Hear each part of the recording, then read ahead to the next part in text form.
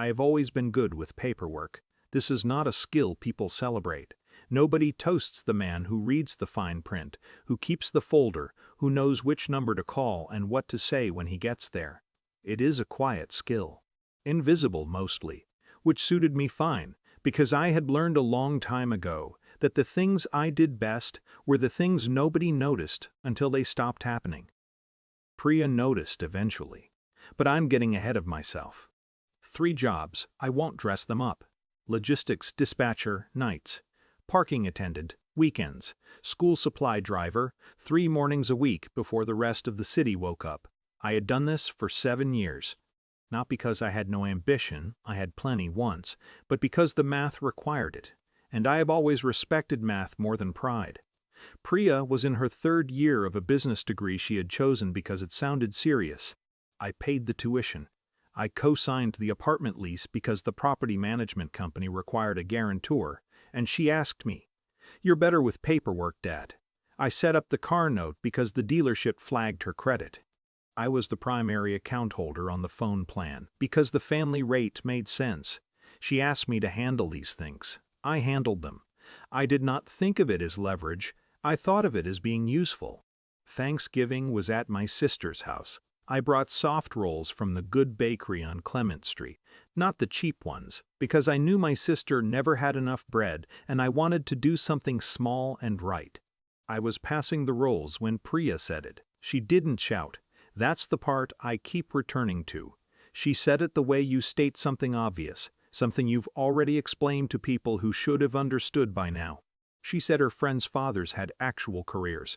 She said she was tired of feeling embarrassed. She said, and she was smiling slightly, the way people smile when they think the room is with them, that she didn't know how much longer she could apologize for me. My brother-in-law put down his fork. My sister looked at the tablecloth. The room was not with her. She figured that out about 4 seconds too late. I finished passing the rolls. I ate my dinner. I drove home. I sat at my kitchen table for a while. I wasn't angry, or I was, but anger has never been useful to me, so I set it to one side, the way you set aside a tool that isn't right for the job. Then I thought about the folder. I always kept a folder. Every account, every contract, every cosign. The university billing office opened at 8. The property management company had an online portal. The auto financing account had a customer service line with a surprisingly short hold time on weekday evenings. The phone carrier was easiest of all. I made 4 calls and sent 3 emails over the following week. I was professional in all of them. I explained that I needed to make changes to my account status. They walked me through the process. I thanked them. I did not call Priya. The car was towed on a Tuesday. She called me from the parking lot outside her apartment, and her voice had a quality I hadn't heard in years, something raw and unmanaged, the sound of a person who has just discovered that the floor they were standing on belonged to someone else. "They took it," she said. "Dad, they took the car." "I know," I said. "Why, what did you—" "I made some changes to the account." She was quiet for a moment. Then she said my name, just my name, and in it was the entire question she didn't know how to finish. "You should call the university too," I said. "There's a hold on the spring billing." I ended the call. She came on a Saturday. I watched her through the front window before I opened the door.